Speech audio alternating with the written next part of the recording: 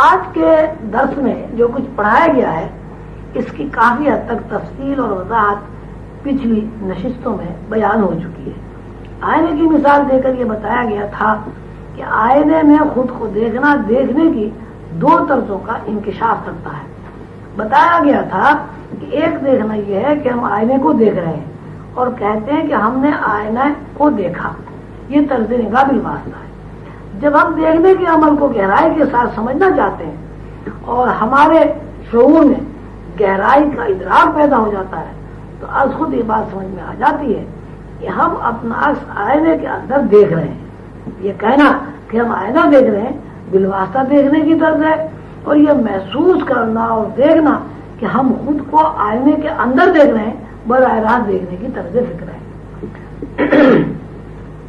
یہی صورتحال زندگی کے تمام شعبوں پر محیط ہے۔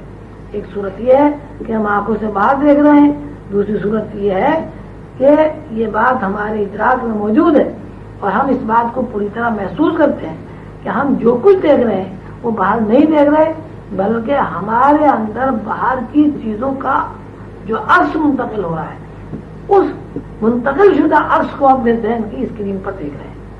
اس کی مثال یہ بیان کی جا چکی ہے کہ جب آدمی مر جاتا ہے اس کی آنکھیں کھلی ہوئی ہیں لیکن کچھ نہیں دیکھ سکتا۔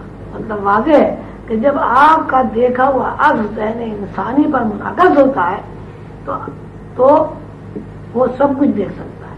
دیکھنے کی دو طرزیں ہمارے سامنے آ گئیں، ایک طرز کو تصرف میں بالواسطہ کہا جاتا ہے اور دوسری طرز کو براہ راست۔ مرنے کی مثال سے یہ بات ہمارے سامنے موجود ہے کہ دیکھنے والی شے آنکھ نہیں ہے، دیکھنے والی شے روح ہے۔ مطلب یہ ہوا کہ اگر کوئی بندہ بالواسطہ نگاہ سے واقف ہوتا ہے تو وہ یہ سمجھتا ہے کہ میں باہر دیکھ رہا ہوں، اور جب کوئی سالک کے تصرف کے راستے پر چلنے والا کوئی مسافر براہ راست دیکھنے کی طرف سے آشنا ہو جاتا ہے تو یہ بات اس پر منکشف ہو جاتی ہے۔ پھر واقع دیکھنا روح کا دیکھنا ہے۔ روح کے دیکھنے کو وحدت میں دیکھنا، یہ جو میں دیکھنا کہتے ہیں۔ جو کی تعریف پہلے بیان کی جا چکی ہے۔ جو یعنی انسان کثرت کے بجائے وحدت میں کائنات کا مشاہدہ کرتا ہے۔ یہی نگاہ جو روح کے اندر، جو کے اندر یہ وحدت میں دیکھنے کے عمل کو پورا کرتی ہے، پھر واقع انسان روح امر ربی یا جزو لا تجزا کہلاتی ہے۔ جب تک کوئی آدمی بالواسطہ دیکھتا ہے وہ جمادات یا حیوانات کی صف کا ایک فرد ہے، اور جب کسی بندے کے اندر براہ راست دیکھنے کی طرز کام کرنے لگتی ہے تو وہ حیوانات کی صف سے نکل کر انسان کی صف میں کھڑا ہو جاتا ہے۔ جب کسی سالک کے اندر براہ راست نگاہ کام کرنے لگتی ہے تو اس کے اوپر اس رشتے کا انکشاف ہو جاتا ہے جو رشتہ خالق اور مخلوق کے درمیان میں ہے، یا مخلوق خالق کے ساتھ جس رشتے کی وجہ سے مختلف ہے۔ چونکہ براہ راست نگاہ والا بندہ خالق اور مخلوق کے درمیان رشتے کو سمجھ لیتا ہے، اس لیے اس نگاہ کو علم الہی، یہ علم توحید بھی کہا جاتا ہے۔ خالق اور مخلوق کے درمیان رشتے کو علم الہی کے علاوہ اور کوئی نام نہیں دیا جا سکتا، یعنی مخلوق کا خالق کے ساتھ اللہ تعالیٰ کے علم کے مطابق، یہ تخلیقی فارمولوں کے مطابق جو رشتہ قائم ہے، بندہ اس رشتے سے واقف ہو جاتا ہے، اور واقف ہو جانے کے بعد وہ یہ جان لیتا ہے کہ یہ علم الہی ہے۔ پچھلے اسباق میں اس بات کی وضاحت کی جا چکی ہے کہ جب اللہ تعالیٰ نے کن فرمایا تو ساری کائنات بشمول انسان وجود میں آ گئی۔ موجودات کے ہر فرد کو اپنا ادراک ہو گیا، موجودات کے ہر فرد کی فکر میں یہ بات آ گئی کہ میں ہوں۔ یہ انداز فکر ایک گمشدگی اور محویت کا عالم تھی۔ ہر فرد ناپیدا کنار دریائے توحید کے اندر غوطہ تھا۔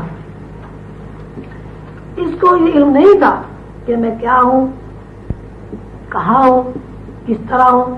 اسی عالم کو عالم وحدت الوجود بھی کہتے ہیں۔ اس عالم کو اہل تصوف محض وحدت کا نام بھی دیتے ہیں۔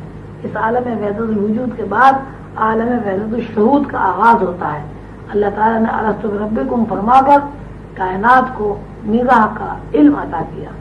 دیکھنے کی طرزوں میں یہ قانون بہت زیادہ اہم ہے کہ دیکھنے کا عمل اس وقت تک مکمل نہیں ہوتا جب تک نگاہ کے لیے کوئی شے ہدف نہ بن جائے، یعنی نگاہ کسی چیز کو ٹارگٹ کے بغیر نہیں دیکھ سکتی۔ کائنات یا انسان کی نگاہ کا پہلا ٹارگیٹ اللہ تعالیٰ بنے. اللہ تعالیٰ نے جب یہ فرمایا کہ میں تمہارا رب ہوں تو انسان کی نگاہ کے لیے اللہ تعالیٰ کی ذات ایک ٹارگیٹ بن گئی اور یہاں سے انسان گمشدگی کے دریا سے باہر آ گیا. جہاں انسان گمشدگی کے دریا سے باہر آیا تو اس نے پہلے اللہ کو دیکھا اور پھر ساری کائنات کو یکجائی پروگرام کے ساتھ اللہ کی ربوبیت کا اقرار کرتے ہوئے سنا. یہ اقرار کا سننا اور تمام کائنات کا ایک کنبے کی حیثیت میں دیکھنا اور یہ محسوس کرنا کہ ہماری حیثیت صرف نگاہ کی ہے اور نگاہ یہ ہے کہ ہم میں اور اللہ میں یعنی مخلوق ہم ہیں اور اللہ ہے. دیکھنا اور یہ محسوس کرنا کہ ہماری حیثیت صرف نگاہ کی ہے اور نگاہ یہ ہے کہ ہم ہیں اور اللہ ہے. یعنی مخلوق نے خود کو اللہ تعالیٰ کی مجموعی صفات میں مشاہدہ کیا. یہ نگاہ کی دوسری حرکت ہے. پھر نگاہ نے دوسری تیسری چوتھی اور پانچویں کروٹ بدلی. اب اس نے دیکھا کہ پھر واقع ہر چیز کی حیثیت یہ ہے کہ جو کچھ ہم دیکھ رہے ہیں بس وہ ہے. اس دیکھنے کو وحدت الشہود کہتے ہیں. یہ بات واضح ہے کہ جب نگاہ بالواسطہ دیکھتی ہے تو خود کو مکانیت اور زمانیت کے اندر محبوس اور مقید محسوس کرتی ہے. جیسے جیسے بالواسطہ دیکھنے کی طرزیں گہری ہوتی جاتی ہیں اسی مناسبت سے کثرت در کثرت درجے تخلیق ہوتے چلے جاتے ہیں اور یہ نگاہ کہیں گفتار کہیں نظارہ کہیں شہود کہیں شامہ کہیں سماعت اور کہیں لمس بن جاتی ہے. شہود قوت نظارہ شامہ اور لمس مکانت اور زمانت کے اندر محدود ہے. ان حرکات کو تنزلات کہا جائے گا. ہر تنزل میں دو جز ہوتے ہیں. جیسے کہ قرآن پاک میں اللہ تعالیٰ نے قانون بیان فرمایا ہے کہ ہر شے دو رخوں پر تخلیق کی گئی ہے. اس طرح تنزل بھی دو رخوں پر قائم ہے. اب ہم یوں کہیں گے کہ انسان جب دوسرے تنزل میں داخل ہو گیا تو اس دوسرے تنزل میں اس نے شعور نگاہ شکل و صورت گفتار سماعت رنگینی اور احساس اور کشش اور لفظ سے وقوف حاصل کیا. تنزل اول وحدت کا ایک درجہ ہے اور تنزل دوم کثرت کے 5 درجے. اس طرح تنزلات کی تعداد 6 ہوئی. پہلے تنزل کو لطیفہ وحدت اور دوسرے 5 درجے کو لطائف کثرت کہتے ہیں. وحدت الوجود اور وحدت الشہود کا جہاں تک تعلق ہے یا جس عالم کو اہل تصوف میں محض وحدت کا نام دیتے ہیں یہ ذہن انسانی کی اپنی اختراع ہے. انسان اپنے محدود فہم کے مطابق یا اپنی محدود فکری صلاحیت کے مطابق جو کچھ بیان کرتا ہے وہ انسان کے اپنے فکر کے اندر محدود ہے. یہ کہنا کہ علم میں وحدت الوجود وحدت باری تعالیٰ ہے یہ بات ہرگز صحیح نہیں ہے. اس لیے کہ اللہ تعالیٰ کی وحدت کو یا اللہ تعالیٰ کے کسی وصف کو انسانی شعور بیان کرنے سے قطعی کوتاہ قاصر ہے. جب ہم اللہ تعالیٰ کی وحدانیت کا تذکرہ کرتے ہیں تو دراصل اپنی محدود فکری صلاحیتوں کا مظاہرہ کرتے ہیں. یہ ممکن ہی نہیں ہے کہ کسی لفظ کے ذریعے اللہ تعالیٰ کی صفات کا مکمل اظہار ہو سکے. انسان اللہ تعالیٰ کی صفات کے بارے میں جس لامحدودیت کا تذکرہ کرتا ہے پھر واقعی وہ اپنے محدود دائرہ فکر کا تذکرہ کرتا ہے.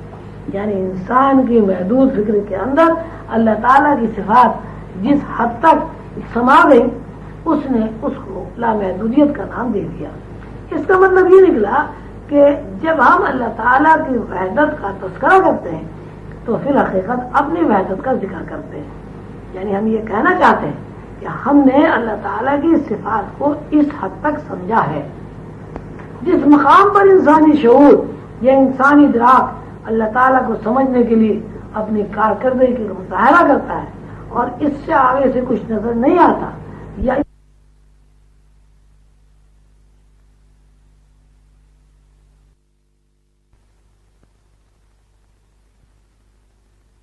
جس مقام پر انسانی شعور یا انسانی ادراک اللہ تعالیٰ کو سمجھنے کے لیے اپنی کارکردگی کا مظاہرہ کرتا ہے اور اس سے آگے سے کچھ نظر نہیں آتا یا اس کے ادراک میں یہ بات نہیں سماتی تو وہ بے بسی کی حالت میں اسے سمجھ میں نہ آنے والے عالم کا نام بے بسی کی حالت میں اس سمجھ میں نہ آنے والے عالم کا نام عالم وحدت الوجود یا عالم وحدت الشہود رکھ دیتا ہے.